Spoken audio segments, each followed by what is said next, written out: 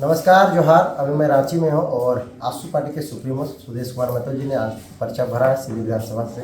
जानने का प्रयास करते हैं कि सिल्ली विधानसभा के अलावा और भी कहीं अपना सोच बना के रखें क्या, क्योंकि टुंडी विधानसभा में लोग चर्चा का विषय बना पड़ा है। कई समर्थक चर्चा में है कि एनडीए में सुदेश कुमार महतो लड़ेंगे या फिर भाजपा के खेमे में जाएगी। जोहार। आज हमारा नॉमिनेशन था सिल्ली के लिए और मैं नॉमिनेशन के माध्यम से अपने सिल्ली की जनता को धन्यवाद और आभार व्यक्त करता हूँ। यूँ तो पूरा राज्य हम चुनाव लड़ रहे हैं। मेरा प्लेटफॉर्म है एनडीए के अंदर हम सभी लोग 81 विधानसभा चुनाव लड़ रहे हैं। हमारी तैयारी भी गाँव बेस उसी को लेकर है। हर हालत पे जनता की भावना के आधार पर नई गवर्नमेंट आना, एनडीए की गवर्नमेंट को फिर से वापस प्रदेश में लाना है। सिल्ली के अलावा और टुंडी में क्या चर्चा है? अभी टुंडी पे फैसला नहीं हुआ है कि भारतीय जनता पार्टी या हम लोग बैठ के इस पर निर्णय लेंगे। अपने डुमरी भी घोषणा नहीं किया। आज हम डुमरी के साथियों के साथ आज बैठेंगे। मुझे लगता है आज रात या कल सब आ जाएगा सूचना। लेकिन आप आज पर्चा भरे मोराबादी इस बापुआ टीका से आपने कहा आसाम के मुख्यमंत्री आपके साथ पैदल चले। चर्चा बना हुआ है कि अचानक से आसाम के मुख्यमंत्री अन्य भाजपा के तमाम विधायकों का पर्चा भरे या फिर एनडीए के तमाम नेता को कहीं नहीं दिखे, आपके नॉमिनेशन में दिखे।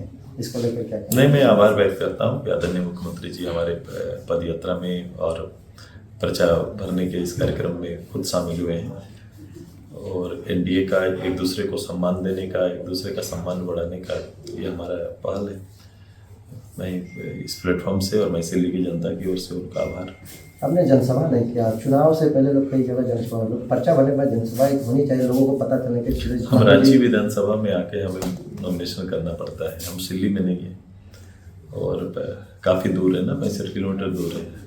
तो जनसभा हम लोग कोई प्रोग्राम रांची के अंदर था नहीं और सिल्ली में कोई जनसभा हो जरूर, राजनीति में जनसभा होंगे, लेकिन वो एक बड़ा सभा है जहाँ मैं हमेशा रोज मौजूद रहता हूँ।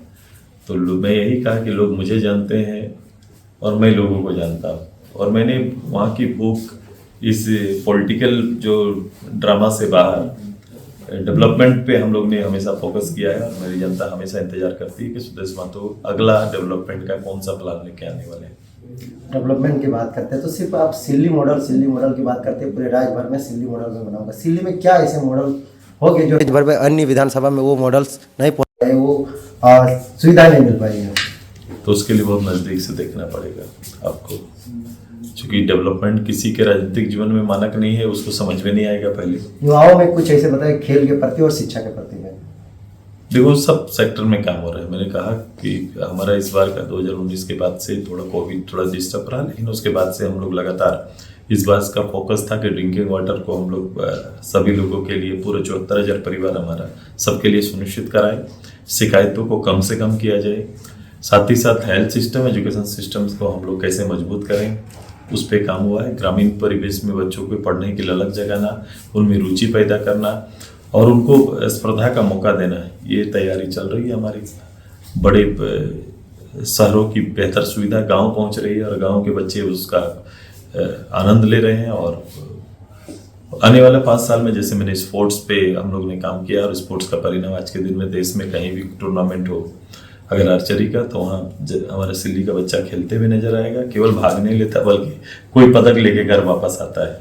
आपको आने वाला 5 साल बाद हम ये कह सकते हैं कि एग्जाम्स चाहे सेंट्रल गवर्नमेंट करे, चाहे एग्जाम्स हमारा स्टेट गवर्नमेंट का हो, कहीं ना कहीं वो जो एग्जाम के परिणाम आएंगे तो आपको सिल्ली, सोनातुराहे, झोना के ही बच्चे नजर आएंगे।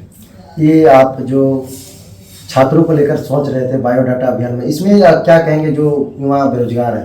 ये गवर्नमेंट के लिए हमारा था कि राज्य में गवर्नमेंट को ये पता ही नहीं चलता था। शायद मैंने कहा कि कोई ऐसी सरकार मैंने कहीं देखा नहीं जिसकी पोस्ट करीबन 3.25 लाख है और उन्होंने उस पदों को भरा नहीं। ये आंकड़ा बहुत बड़ा होता है और ये आंकड़ा अधिकतर शिक्षकों का है, जिसमें पीढ़ी को तैयार किया जाता है। इसलिए मैं हमेशा इस गवर्नमेंट के बारे में कहता हूँ, इस सरकार ने झारखंड का आज और कल दोनों को बर्बाद किया है। आप कुछ भी सोचते हैं, कुछ यूनिक सोचते हैं, जैसे अपने विधानसभा में मिड डे मील की बात हो, छात्रों की फ्री किस तरह से बस की सेवा दी है, सब पता चलता है बच्चे कहाँ पे हैं। ये आपने यूनिक सोच कैसे आया आपके मन में, जहन में आया? मैं एक राजनेता हूँ और मैं चाहता हूँ कि 21वीं सदी के बेहतर सुविधा के साथ गांव आगे बढ़े, गांव के चौपाल के निर्णयों को जगह मिले भारत के लोकतंत्र के गठन की वास्तविकता का यथार्थ स्वरूप गांव में स्थापित हो। जब हम इस पे काम करना प्रारंभ करेंगे तो जो गैप है शहर और गांव में, इस गैप के अंदर में आपको नए और बेहतर तकनीक के साथ अंदर जाने की जरूरत है, और जज्बा जो शहर के बच्चों में वो गांव में जगाने की जरूरत है। लेकिन सिर्फ सिल्ली में ही क्यों, पूरे राज्य भर में इस तरह का व्यवस्था क्यों नहीं मिल पाती? मुझे जब जहाँ काम करने का अवसर मिलता है करता हूँ। मैंने सेल्फ हेल्प ग्रुप सिल्ली में शुरू किया था, राज्य स्तर पर रहे तो पूरे राज्य में सेल्फ हेल्प ग्रुप चल रहा है। मैं आज कोई प्रयोग अगर वहाँ कर रहा हूँ तो वो प्रयोग जैसे ही हमारी सरकार आएगी वो प्रयोग आप देखेंगे मैं राज्य भर में करता हूँ। तो एनडीए सरकार आएगी तो इसको विस्तृत रूप से फैलाएगी। एकदम हुआ है, जितने भी मैंने वहाँ किए हैं वो एक रिसर्च सेंटर है। वो रिसर्च सेंटर में जो चीज़ें गढ़ी जाएंगी, जो प्रूफ हो जाएगा, वो राज्य के विकास का हिस्सा होगा। आप टुंडी से चुनाव लड़ेंगे? अभी मैंने कहा है ये कि एनडीए फोल्डर का ये निर्णय है। अभी इसमें निर्णय अगर आता है, कब तक? भाई कोई भी काम होगा तो 28 के पहले तक ही होगा। समय देने के लिए बहुत बहुत धन्यवाद। धन्यवाद।